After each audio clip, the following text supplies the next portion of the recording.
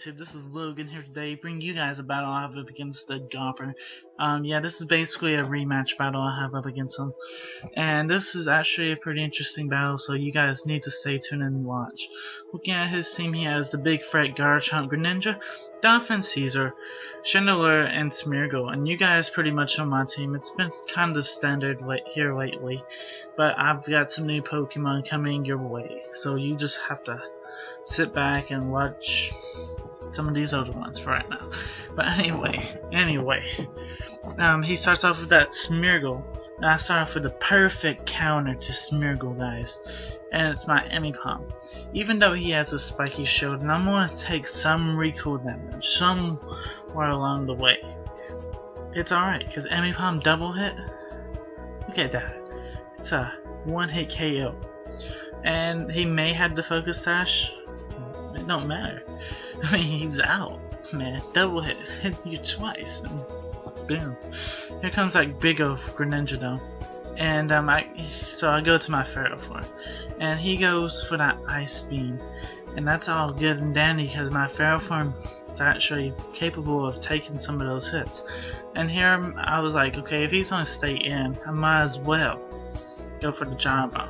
So I go ahead, go for Gyro Ball, but he switches out to that Donphan. So I was like, well, I could set my Stealth-Rox, but there's no point, right?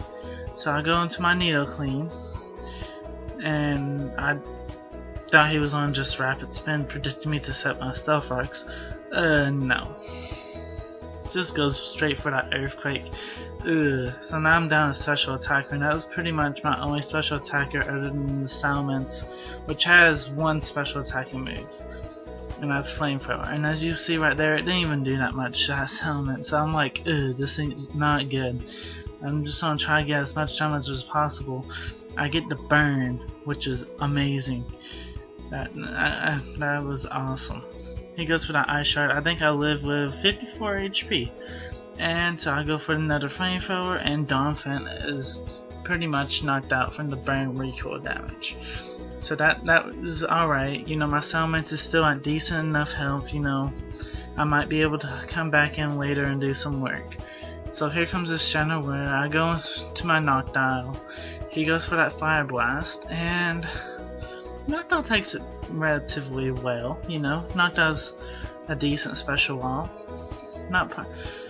Anyway, I'm went for the Toxic, you know, and this is all fun and dandy because now he goes to this Garchomp ain't on.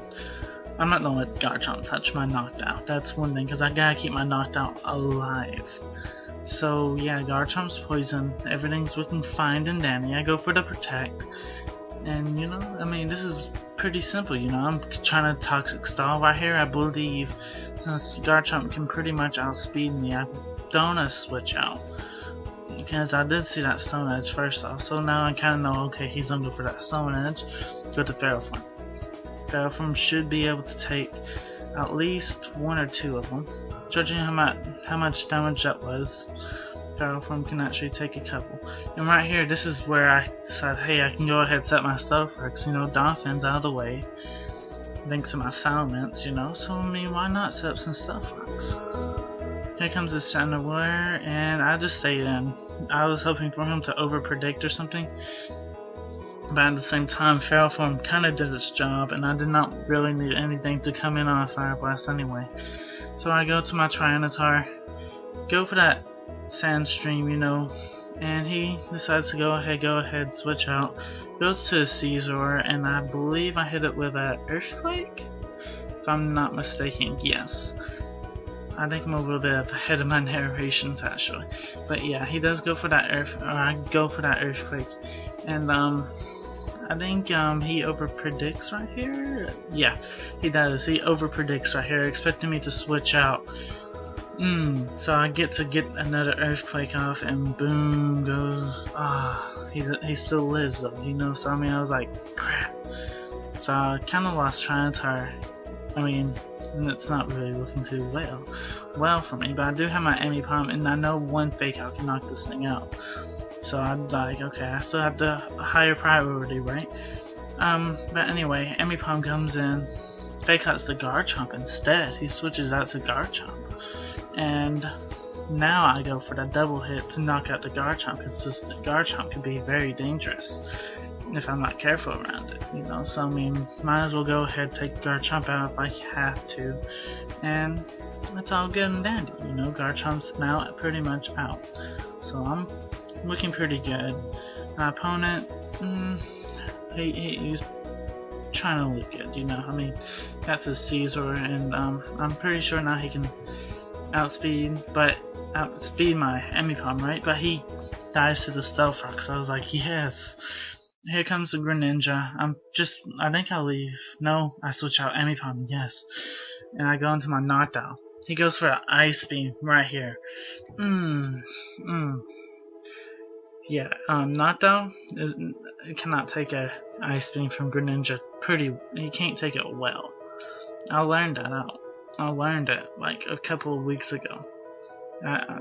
Anyway, it's all good and dandy. I go into my Salamence, go for that Dragon Claw. Look at that damage, man. That was a nice damage. I wish it would have knocked it out. It would have made my life a whole lot easier if it did, actually.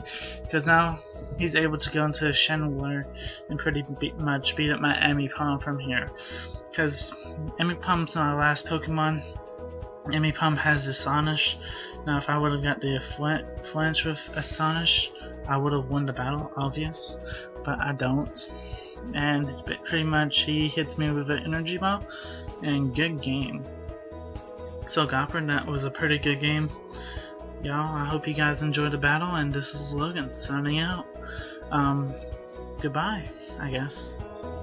Bye. Oh yeah, remember to like, comment, and subscribe.